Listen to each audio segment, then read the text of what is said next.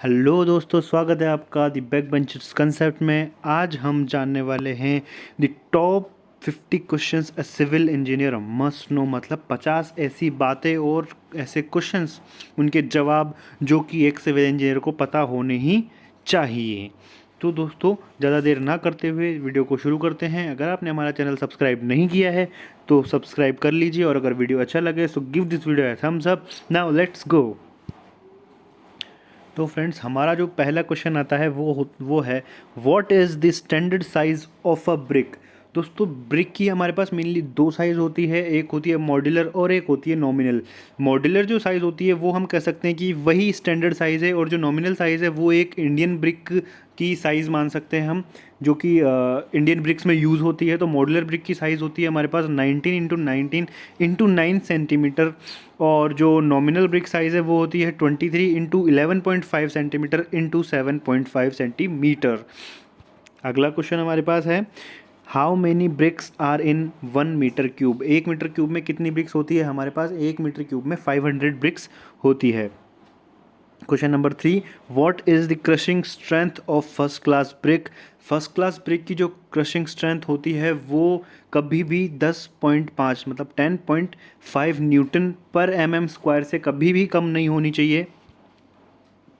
Fourth question, what is water absorption limit for good quality bricks. So water absorption limit जो होती है एक अच्छी क्वालिटी की ब्रिक की, वो नॉट मोर देन 20% होती है, मतलब 20% से ज़्यादा वाटर एब्जॉर्ब नहीं करनी चाहिए हमारी ब्रिक। उसके बाद में अगला क्वेश्चन है why alumina is used in bricks. तो दोस्तों, एल्यूमिना क्या करता है? हमारी ब्रिक्स को प्लास्टिसिटी प्रोवाइड करवाता है, मतलब प्लास्टिसिटी उसमें ब्रिक पेस्ट में प्लास्टिसिटी लाता है, और ये 20 to 30% हमारी ब्रिक्स में यूज़ होता है। नेक्स्ट क्वेश्चन है C3S is responsible for what in cement. C3S हमारी सीमेंट में क्या करता है? दोस्तों, C3S जो है वो हमारी सीमेंट को अर्ली स्ट्रेंथ, मतलब दो चीज़ें होती है, देखो, अर्ली स्ट्रेंथ और अर्ली सेटिंग। तो C3S हमेशा अर्ली स्ट्रेंथ प्रोवाइड कराता है। कभी कंफ्यूज नहीं होना है कि C3S जो अर्ली स्ट्रेंथ है और अर्ली सेटिंग है। अर्ली सेटिंग का मतलब होता है जल्दी सेट होना, सीमेंट कितनी जल्दी हार्ड हो रही है, और अर्ली सेटिंग अर्ली स्ट्रेंथ जो होता है, अर्ली स्ट्रेंथ का मतलब होता है कि सीमेंट अपनी स्ट्रेंथ कितनी ज़्यादा गेन कर रही है, उसकी जो टफनेस होती है वो। So next question is which is the major constituent of cement. Cement का मेजर कॉन्स्टिट्यूएंट क्या होता है? वो है लाइम। 60 to 67% ये सीमेंट में यूज़ किया जाता है। Next question is C3A is responsible for what in cement. अब जैसे मैंने अभी आपको बताया था कि strength, early strength and early setting, तो C3A हमारे पास अर्ली सेटिंग के लिए यूज़ होता है। ये जो सेटिंग टाइम है सीमेंट का वो डिक्रीज़ कर देता है। और C3A मैं आपको बताऊं, ये स्टार्टिंग के 24 आवर्स, मतलब फर्स्ट 24 आवर्स में ही ये हमारे पास सीमेंट में बन जाता है। ये एक तरीके का एक बोगस कंपाउंड है हमारे पास सीमेंट का। Now the 10th question is C2S is responsible for what in cement. दोस्तों, C2S जो होता है हमारे पास वो हमें प्रोग्रेसिव स्ट्रेंथ प्रोवाइड करवाता है, मतलब कि एक कंटिन्यूस टाइम के साथ साथ जो एक स्ट्रेंथ हमारे पास जो गेन होती रहती है हमारी सीमेंट के अंदर, वो ये C2S की वजह से आती है। ये पूरे 1 साल से भी ज़्यादा समय तक सीमेंट में चलती रहती है, मतलब कि बढ़ती रहती है धीरे धीरे 1 साल से भी ज़्यादा समय तक सीमेंट की स्ट्रेंथ C2S की वजह से। अगला क्वेश्चन है in cement gypsum is used as. दोस्तों, ये एक क्वेश्चन है जो कि मुझसे भी पूछा गया था इंटरव्यू में। मैंने काफ़ी सारे इंटरव्यूज़ दिए हैं, तो उनमें से एक इंटरव्यू में ये एक क्वेश्चन पूछा गया था मुझसे, और भी मैंने काफ़ी ऐसे क्वेश्चन मेरे डाले हुए हैं जो मुझसे इंटरव्यूज़ वगैरह में पूछे गए हैं, तो ये एक उनमें से एक है। सो दोस्तों, जिप्सम हमारे पास एज अ रिटार्डर यूज़ किया जाता है किसी सीमेंट में, जो क्योंकि सीमेंट का सेटिंग टाइम जो होता है वो बढ़ा देता है। जो सल्फेट रेजिस्टिंग सीमेंट होती है, low sulphate resisting cement, high sulphate resisting cement, तो उसके अंदर उसकी अलग अलग क्वांटिटी, उसकी सेटिंग टाइम को कितना इंक्रीज़ करना है, उस हिसाब से हम यहाँ पर उसमें जिप्सम को यूज़ करते हैं। अगला क्वेश्चन है what is initial setting time for quick setting cement and OPC। Quick setting cement में सिर्फ इनिशियल सेटिंग टाइम जो होता है वो होता है 5 मिनट्स, और ओपीसी जो अपनी ऑर्डिनरी पोर्टलैंड सीमेंट है उसके अंदर इनिशियल सेटिंग टाइम होता है 30 मिनट्स। और इसके अंदर एक चीज़ और बता दूं मैं आपको कि ओपीसी में जो फाइनल सेटिंग टाइम होता है वो होता है 600 minute. Now next question is volume and weight of one bag cement. One bag cement का ये एक बहुत ही कॉमन और एक इंजीनियर को मतलब पता ही होना चाहिए, ये बात नॉर्मली भी सबको पता होनी चाहिए कि हमारे एक बैग सीमेंट का वॉल्यूम और वेट कितना होता है। तो वॉल्यूम जो होता है हमारे पास एक बैग सीमेंट में वो होता है 0.035 मीटर क्यूब, और वेट हमारे पास जो होता है वो होता है 50 kg। Next question, how many bags of cement are in 1 ton. एक टन में कितने बैग सीमेंट होने चाहिए। तो दोस्तों मैं आपको ये कैलकुलेशन है ये मैं आपको समझाता हूँ। वेट होता है एक बैग सीमेंट में जो भी मैंने बताया कि 50 kg होता है, और एक टन में हमारे पास kg होते हैं 1000। एक्चुअल में 907 पर इस कैलकुलेशन के लिए हमारे पास ये होता है ये हम लेंगे 1000। तो जब हम डिवाइड करेंगे 1000 को 50 से तो हमारे पास नंबर ऑफ बैग आ जाएगा। तो 1 टन में हमारे पास सीमेंट के बैग होते हैं 20 bags of cement. Next question is what is the volume of cement in 1 ton. अब वेट हमने बैग्स तो निकाल लिए, नाउ हम निकालेंगे volume of cement in 1 ton. तो कैलकुलेशन इसकी ऐसे है कि 1 टन में अभी निकाला कि 20 बैग्स 20 बैग्स होते हैं, तो 1 बैग का और वॉल्यूम हमारे पास है 0.035 metre cube. So now 20 bag के लिए हम क्या करेंगे, सिंपली मल्टीप्लाई कर देंगे। सिंपल कैलकुलेशन 20 इंटू 0.035, तो हमारे पास आंसर आ जाएगा 0.7 metre cube. Now, question number 16. How much water is required per bag of cement? हम पानी जो मिलाते हैं नॉर्मली, दोस्त कोई भी आपसे पूछ सकता है कि एज ए इंजीनियर तुम्हें पता होना चाहिए कि एक बैग सीमेंट में हम कितना पानी मिलाएंगे। तो दोस्तों सीमेंट के अंदर दो जो हीट ऑफ हाइड्रेशन की हमारे पास जो हम करवाते हैं उससे कि हमारे जो कि बोगस कंपाउंड्स हमारे बनते हैं, जो कि बहुत मेन इंपॉर्टेंट चीज़ है सीमेंट के लिए। तो बोगस कंपाउंड बनाने के लिए हीट ऑफ हाइड्रेशन करानी पड़ेगी। उसके लिए हम पानी मिलाते हैं सबसे पहले हीट ऑफ हाइड्रेशन के लिए 23%। उसके अलावा अगर हमारे पास सीमेंट में वॉइड्स हैं तो उनको फिल करने के लिए हम 15% उसके अंदर जो है वाटर ऐड करते हैं। तो टोटल हमारा अगर हम वेट निकालें कि 50 kg हमारा अगर एक वो है वेट है पर बैग का, तो ये मिनिमम हमारे पास है 23% और मैक्सिमम कितना हो जाएगा 23 + 15 हो जाएगा 38%। तो जब हम परसेंटेज निकालेंगे, परसेंटेज की वैल्यू निकालेंगे तो 11.5 टू 19 kg, मतलब अगर मिनिमम पूछे तो मिनिमम होगा 11.5 और मैक्सिमम हम जा सकते हैं 19 kg पर बैग ऑफ सीमेंट में। Next question is what is the slope of staircase. अब स्टेयरकेस का स्लोप कितना होना चाहिए दोस्तों, IS 456 2000 के अकॉर्डिंग किसी भी स्टेयरकेस का स्लोप जो होता है वो 25 to 40 डिग्रीज होता है। What is the expiry time of cement. Cement को हम कितने टाइम तक काम में ले सकते हैं, उसकी मेड बाय डेट जो होती है उससे हम उसे 3 मंथ तक ही काम में ले सकते हैं। अगर 3 महीने से ज़्यादा उसकी MFD हो जाती है तो हम वो यूज़ नहीं करेंगे क्योंकि वो एक्सपायर हो जाती है। अगला है what is minimum grade of concrete. Concrete की मिनिमम ग्रेड क्या होती है। कंक्रीट की मिनिमम ग्रेड होती है 20 M20 जो होती है। ये जो मैं बता रहा हूँ ये इसमें मैंने शायद लिखा नहीं, ये RCC के लिए होती है M20 ग्रेड कंक्रीट की। वैसे कंक्रीट की मिनिमम ग्रेड M5 होती है, पर RCC के लिए जो हम यूज़ करते हैं वो मिनिमम ग्रेड होती है हमारी M20, जिसका रेशो होता है 1:1.5:3। Now proportion of cement sand and aggregate of various concrete grades. Now हम देखेंगे कि डिफरेंट टाइप ऑफ सीमेंट जो हमारे पास ग्रेड्स होती है कंक्रीट की, उसके अंदर हमारा सीमेंट सैंड एग्रीगेट का रेशो कितना होता है। दोस्तों मैं सबसे पहले आपको ये बता दूं कि यहाँ जो M है उसका मतलब होता है मिक्स, और 10 जो दी हुआ है वो उसकी कैरेक्टरिस्टिक स्ट्रेंथ होती है, कैरेक्टरिस्टिक स्ट्रेंथ किसी भी ग्रेड की। तो M10 का होता है 1:3:6, मतलब 1 सीमेंट 3 सैंड एंड 6 एग्रीगेट। अगला है M15 का 1:4, M20 का 1:1.53, M25 का 1:1.2, और भी ऐसे आगे चलते जाएंगे तो उसका आता है। Next question is what is minimum grade of concrete used for under water concreting. Under water concreting के लिए हम मिनिमम ग्रेड जो यूज़ करते हैं वो होती है M30। Next is what is the definition of a column. तो फ्रेंड्स, कॉलम की डेफिनेशन एक बहुत ही कॉमन चीज़ है जो कोई भी आपसे पूछ सकता है किसी इंटरव्यू में या आप कहीं साइट पे हैं वाइवा में, तो ये एक बहुत ही कॉमन सी एक हमारे पास डेफिनेशन है। तो कॉलम क्या होता है? तो friends, column is a vertical member which is fixed from both it and it transfers the load from slab and beam to the foundation. So here is the definition.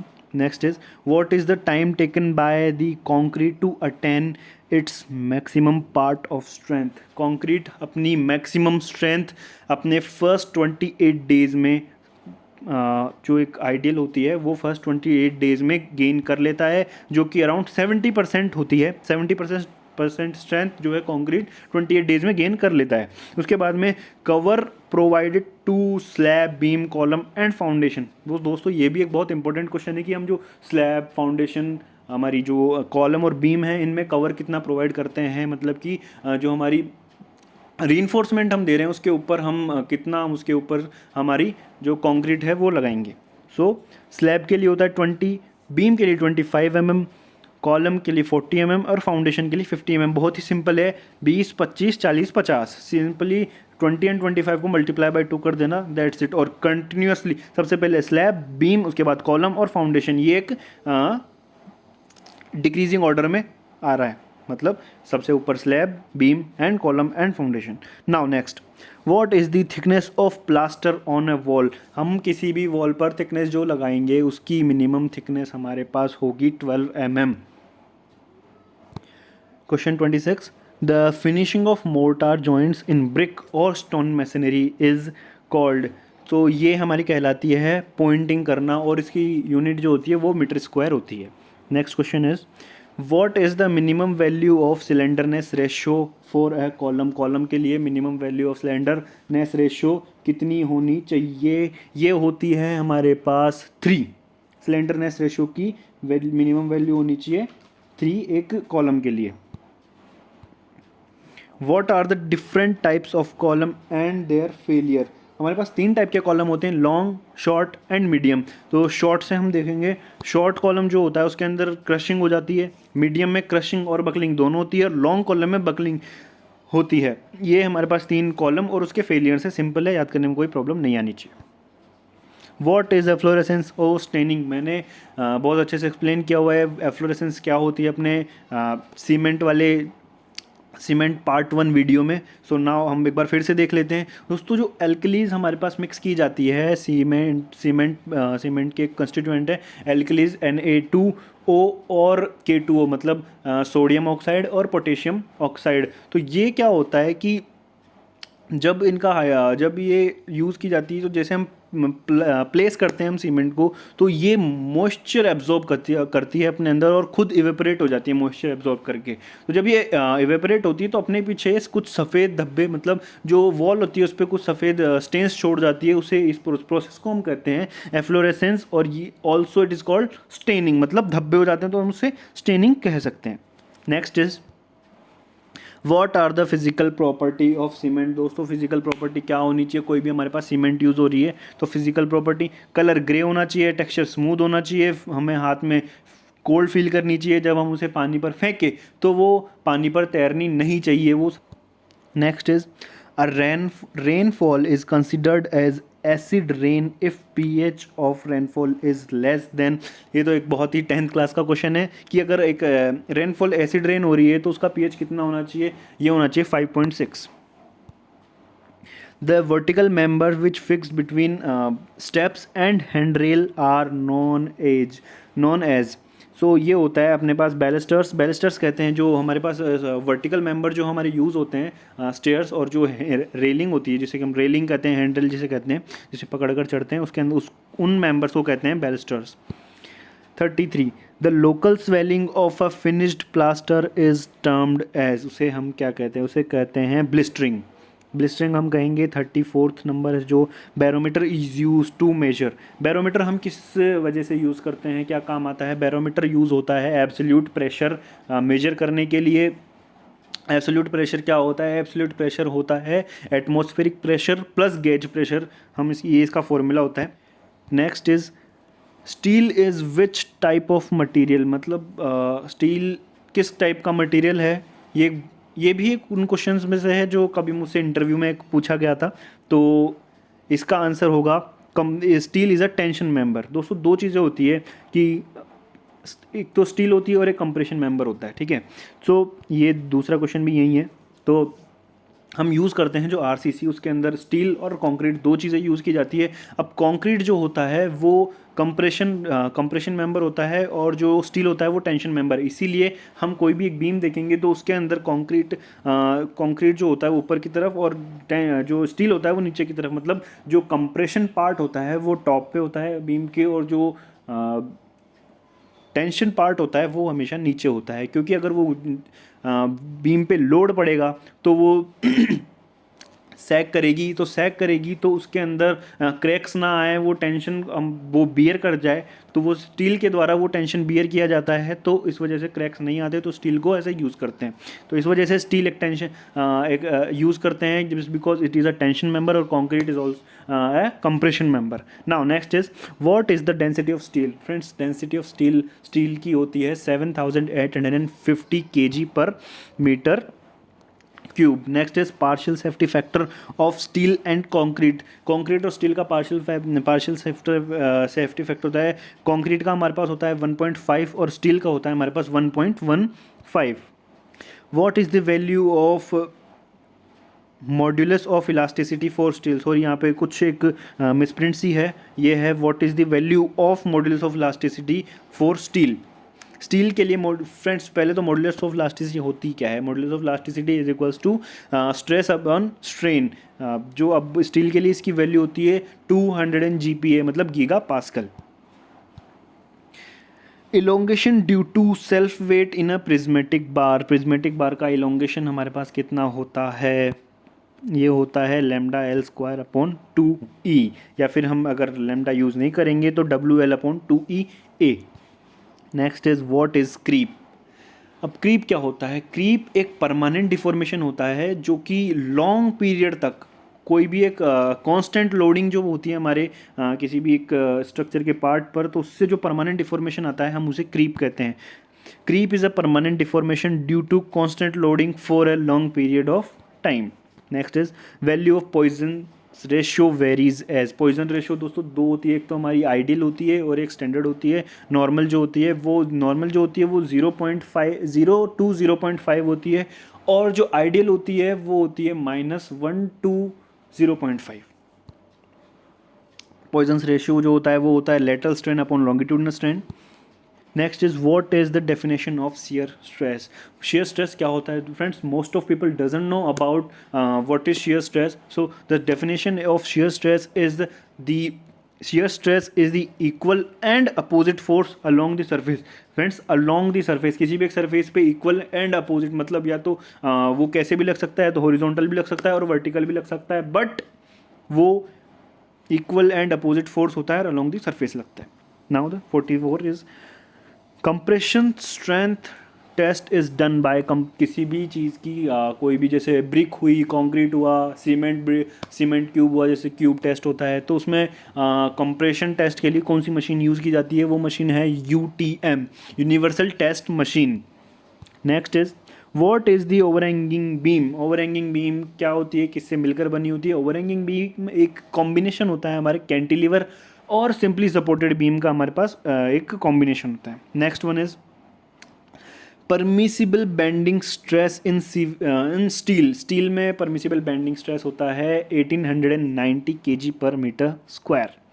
Next is what does iron oxide is used for in bricks. Bricks में iron oxide क्या करता है? Iron oxide colour के लिए हमारे पास use किया जाता है, जो कि ब्रिक्स को ब्राउन या रेडिश कलर देता है। What is the minimum and maximum percent of steel in percent of reinforcement in column. Reinforcement कितना यूज़ करते हैं हम कॉलम के अंदर, मिनिमम और मैक्सिमम।